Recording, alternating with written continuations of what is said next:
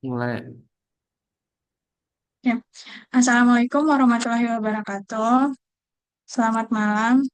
Eh, Sebelumnya, perkenalkan nama saya Nurlias Tajayanti dengan rekan saya Wafik Muhlisin. Kami dari kelompok 10. Di sini kami akan eh, membahas topik exploratory data analysis, missing value, outliers, instruktur data, data storytelling. Selanjutnya akan dijelaskan oleh rekan saya Wafik. Baik, terima kasih Nurliasta. Di sini kami akan melakukan evaluasi bersama Gemini untuk mengevaluasi pemahaman kami tentang 5 topik utama atau 5 keyword utama yang sudah kita pilih, di mana yang utama ada Exploratory Data Analysis atau IDE, yang kedua missing values, dan yang ketiga outliers, dan yang keempat unstructured data, dan yang kelima data storytelling. Untuk itu langsung saja akan kita mulai promnya.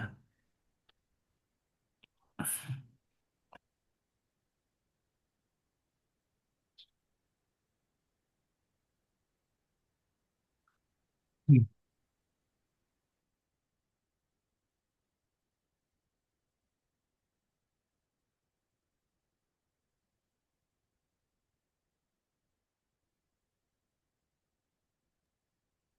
Eh, jadi di sini terdapat studi kasus yaitu transformasi digital Smart City Health.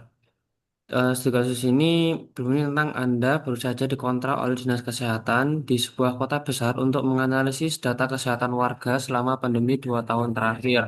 Anda diberikan dataset gabungan atau fusi yang terdiri dari yang pertama itu data terstruktur yang berisi tabel, berisi usia, berat badan, tekanan darah, status vaksinasi, dan yang kedua, data tidak terstruktur yang berisi eh, berkas ribuan data, catatan medis singkat, dan catatan tangan dokter yang diketik ulang dan keluhan pasien di media sosial. Selanjutnya, tantangan yang harus ditemukan adalah yaitu yang pertama terdapat missing value sekitar 30% kolom tekanan darah kosong karena alat sensor di beberapa puskesmas sempat rusak. Yang pertama ada outliers, ada beberapa data usia yang tercatat 150 tahun dan berat badan 2 kilogram untuk pasien dewasa. Dan yang ketiga unstructured data yaitu catatan dokter berisi campuran istilah medis resmi dan bahasa gaul singkatan yang sudah dipahami mesin secara langsung. Nah, terdapat pertanyaan ujian di mana berdasarkan skenario di atas kita diminta untuk menjelaskan langkah-langkah strategis dengan menjawab poin-poin berikut. Yang pertama, perihal data handling missing dan outliers, mengingat ini adalah data kesehatan yang sangat krusial. Apakah kita akan menghapus baris yang memiliki missing values dan outliers tersebut dan mengapa? Dan kita diminta untuk menjustifikasi mode imputasi atau penanganan yang tepat. Yang kedua itu unstructured data, bagaimana cara kita itu mengubah catatan teks dokter yang berantakan tersebut menjadi fitur variabel yang bisa diolah dalam model statistik. Dan yang terakhir yaitu EDA atau dan storytelling. Setelah data bersih, kita menemukan tren bahwa warga di wilayah X memiliki tingkat komplikasi lebih tinggi meski vaksinasinya tinggi. Bagaimana cara kita menyajikan temuan ini kepada wali kota yang dimana secara teknis itu wali kotanya bukan orang teknis atau bukan orang yang ngerti data agar dia itu bisa mengambil kebijakan yang tepat. Mungkin di sini kita akan menjawab soal nomor satu dulu ya. Mungkin dari saya terlebih dahulu. Untuk nomor satu itu eh, tentang handling missing dan outliers. Gimana apakah kita akan menghapus baris yang memiliki missing values dan outliers dan mengapa? Eh, Menurut saya jika data kan di sini kita sudah mengetahui ada sekitar 30% kolom tekanan darah itu kosong karena alat sensor di beberapa puskesmas sempat rusak. Kalau menurut saya meskipun di bawah 50%, tetapi jika nilainya itu masih besar, yaitu sekitar 30%, itu tidak disarankan untuk menghapus nilai 30% data itu. Yang akan menyebabkan kehilangan informasi yang signifikan atau dapat menyebabkan bias dan mengurangi representasi solusi. Begitu pula dengan outliers yang jelas merupakan kesalahan input, di mana ada beberapa di mana di sini sudah jelaskan ada beberapa data usia yang catat 150 tahun dan berat badan 2 kilo untuk pasien dewasa. Mungkin untuk alasannya karena data kesehatan kita harus menggunakan imputasi berbasis model seperti KNN atau linear regresi dengan memanfaatkan korelasi dari kolom lain berupa usia, berat badan, dan status vaksinasi.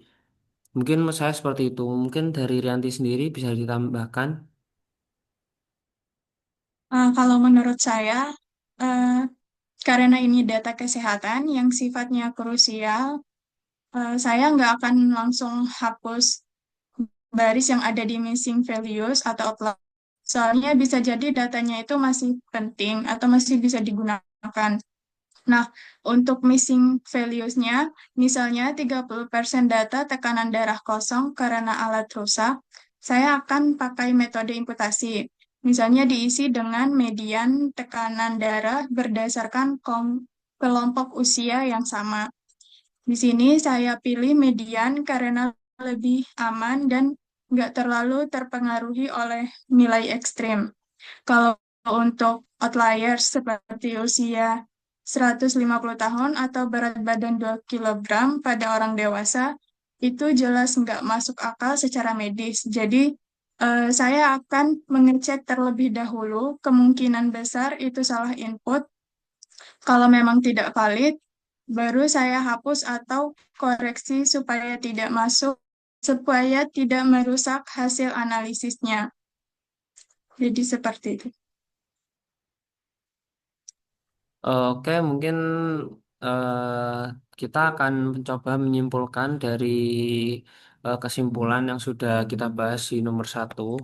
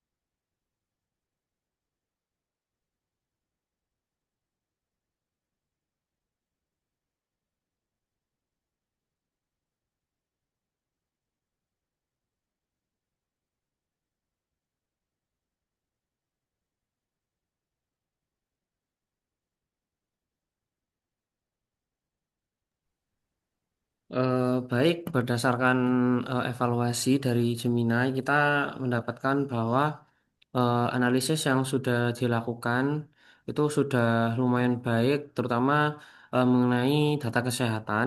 Dan di sini terdapat dua evaluasi, yaitu yang pertama tentang penanganan missing values dan keputusan kita untuk tidak menghapus data sebesar 30% itu sudah tepat karena kehilangan 30% observasi itu bisa menyebabkan datanya itu bias atau datanya itu membuat misinformasi.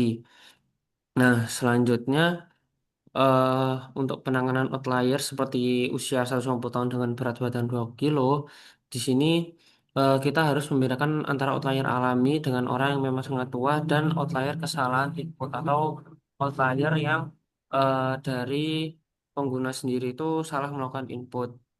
Nah, untuk identifikasinya itu di sini dapat usia 150 tahun dan berat badan dewasa itu hanya 2 kilo.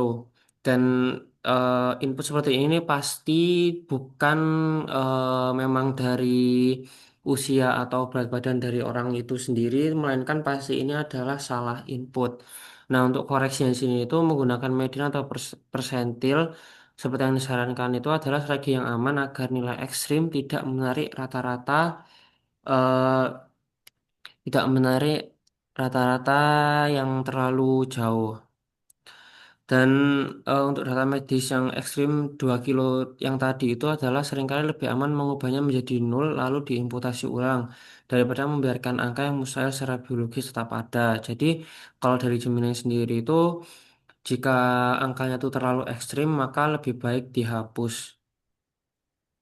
Oke, yang kedua kita akan mencoba menjawab pertanyaan tentang unstructured data, di mana kita diminta untuk cara kita mengubah catatan teks dokter yang berantakan tersebut menjadi fitur variabel yang bisa diolah dalam model statistik. Mungkin dari saya terlebih dahulu ya. Eh, Menurut saya sih untuk mengubah catatan teks dokter yang berantakan menjadi fitur yang bisa diolah itu mungkin ada yang namanya itu teks cleaning dan normalisasi di mana kita membangun kamus khusus atau mapping untuk mengubah singkatan gaul menjadi istilah lokal yang menjadi kata baku karena eh, yang saya tahu itu ketika ada pasien yang mengeluhkan sakit, pasti dokter itu akan mencatat sesuai dengan apa yang dikatakan dengan pasien tersebut. Misal eh, sakit kepala, tapi sakit kepalanya itu bilangnya itu puyeng. Nah, pasti dokter itu akan mencatat keluhan pasien tersebut itu dengan kalimat puyeng. Nah, selanjutnya eh, ada sentimen analisis juga, yaitu untuk data media sosial yang akan mengekstrak skor sentimen untuk mengukur tingkat kepanikan atau ketidakpuasan warga. Jadi seperti itu. Mungkin dari nanti ada tambahan sendiri. Kalau menurut saya, untuk catatan dokter dan keluhan di media sosial itu, nah itu kan bentuk tesnya itu bebas, jadi belum bisa langsung dipakai dalam model statistik. Nah, dari sini yang akan saya lakukan adalah mengubah terlebih dahulu teks itu jadi fitur yang bisa diukur. Misalnya, saya cari kata-kata penting seperti demam, sesak napas, atau hipertensi, dan sebagainya. Lalu, di sini saya akan mengubah jadi variabel numerik. Misalnya, 1 kalau ada gejala tertentu, 0 kalau tidak ada. Atau bisa juga dihitung frekuensi kemunculan kata tertentu.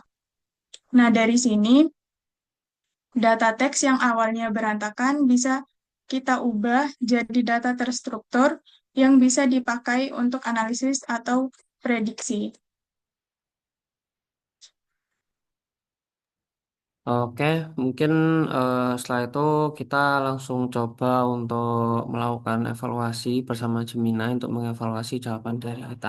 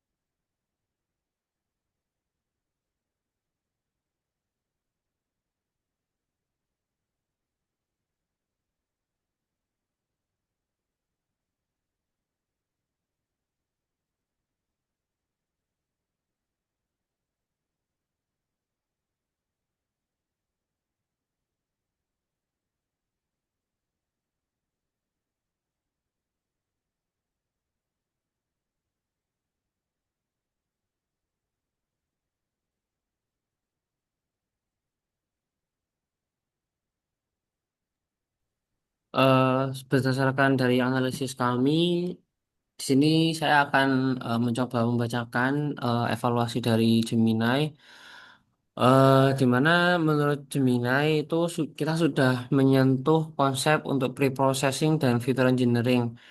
eh, Terdapat dua hal yang dapat dibedah dari kesimpulan jawaban kami. Yang pertama yaitu tentang text cleaning, di mana kita yang sudah menyebut sebagai membangun dataset untuk mengubah singkatan dalam NLP itu, dalam dunia NLP itu disebut dengan normalisasi atau slang mapping, di mana contoh kita membuat dictionary yang memetakan sebagai tensi tinggi itu sebagai hipertensi, atau pusing banget itu sebagai vertigo atau kepalgia. Nah, terdapat proses tambahan di mana kita tidak boleh lupa untuk melakukan stemming atau lemmatization atau mengubah kata ke bentuk dasar, dan stop words removal untuk menghapus kata sambung seperti yang dan di yang tidak memiliki makna klinis. Nah, untuk koreksi yang kedua itu konversi ke format angka atau factorization, di mana kita menyebutkan konversi teks menjadi angka agar menjadi kolom yang baru. Yaitu ada dua pendekatan utama, yaitu Big of Words atau BOW atau TF-IDF. Nah, ini yang kita maksud adalah setiap gejala, misal sesak nafas, itu menjadi kolom baru jika pasien mengalaminya. Kolom akan bernilai satu, jika tidak akan bernilai nol, atau yang bisa kita sebut dengan one hot encoding pada level kata. Nah, selanjutnya terdapat Name Entity Recognition atau NER. eh, Teknik ini itu lebih canggih, di mana kita melatih model untuk mendeteksi entitas medis secara otomatis dari kalimat yang berantakan. Nah, eh, mungkin jika kita sudah membaca, kita akan berlanjut ke studi kasus yang ketiga. Mungkin studi kasus yang ketiga dari nanti sendiri, apakah mau menjawab terlebih dahulu?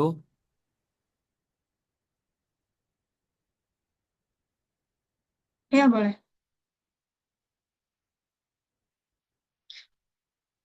Jadi menurut saya, setelah data bersih dan saya melakukan EDA, misalnya saya menemukan bahwa wilayah X punya tingkat komplikasi lebih tinggi meskipun vaksinasinya tinggi. Jika menyampaikan ke wali kota, saya tidak akan pakai istilah teknis seperti regresi atau distribusi skewed. Saya akan jelaskan secara sederhana. Contohnya, dari hasil analisis data 2 tahun terakhir, wilayah X menunjukkan tingkat komplikasi kesehatan yang lebih tinggi dibanding wilayah lain. Sudah tinggi, ada faktor lain seperti usia rata-rata warga yang lebih tua dan tekanan darah yang cenderung tinggi. Nah, karena itu, wilayah ini perlu perhatian khusus seperti program screening rutin dan edukasi kesehatan. Di sini saya juga akan pakai grafik sederhana supaya lebih mudah dipahami. Jadi, bukan cuma menyampaikan angka, tapi menjelaskan maknanya dan apa yang harus dilakukan. Itu yang bisa disebut dengan data storytelling.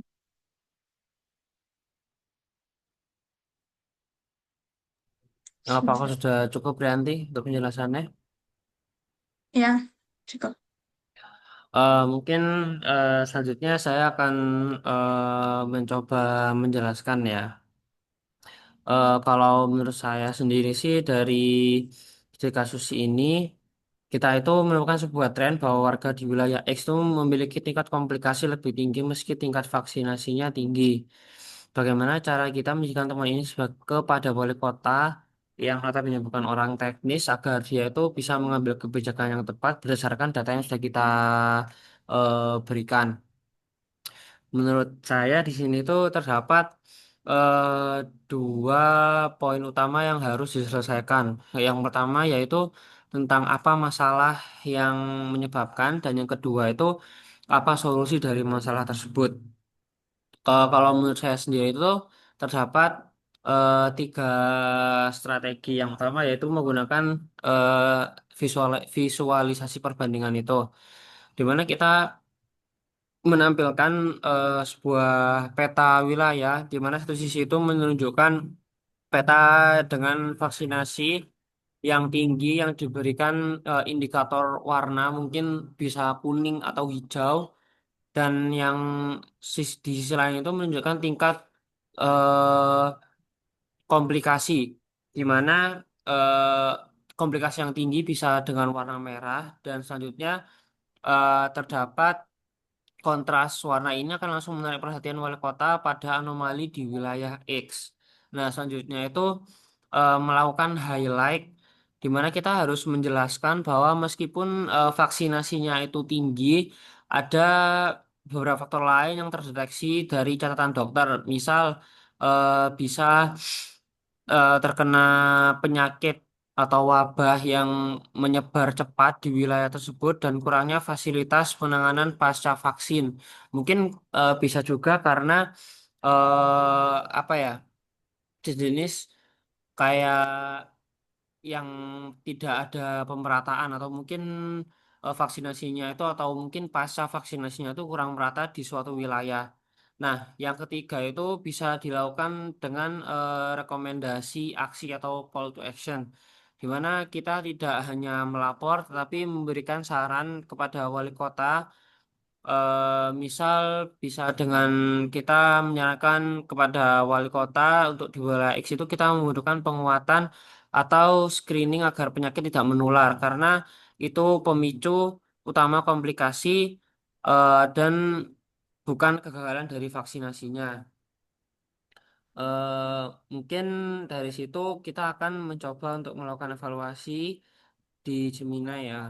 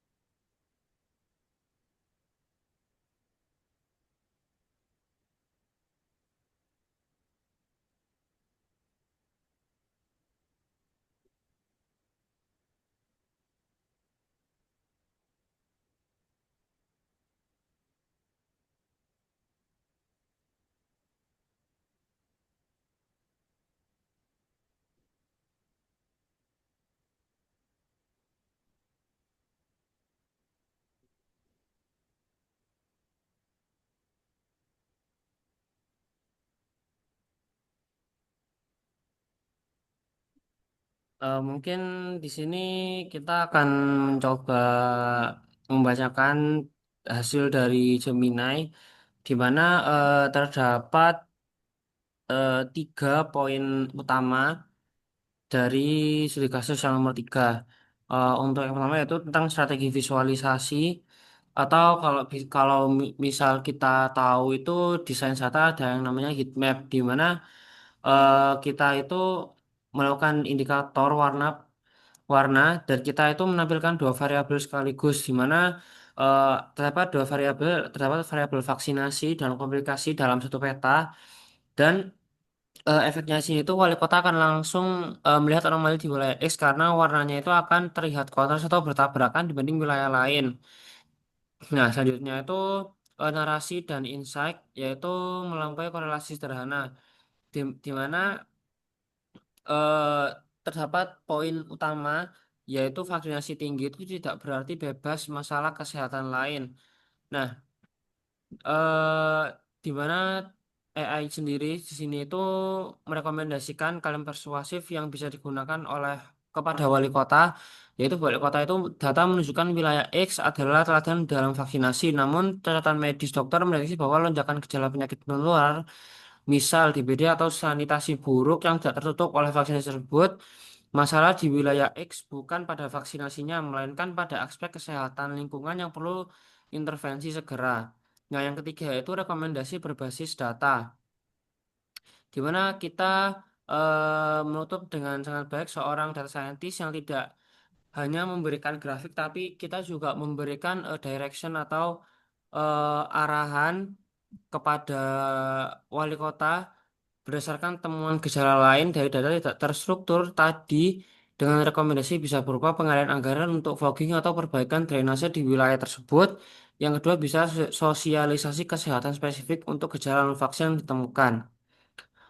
Mungkin itu saja evaluasi dari Gemini yang bisa kita lakukan dan di sini terdapat kesimpulan dari evaluasi yang sudah kita laksanakan di mana kita tuh telah berhasil mendemonstrasikan alur kerja sains data berupa yang pertama yaitu cleaning tentang menangani data kotor tanpa menghilangkan esensi atau missing values atau outliersnya dan yang kedua yaitu processing dengan mengubah bahasa manusia yang berantakan menjadi bahasa yang terstruktur atau bisa kita sebut dengan NLP.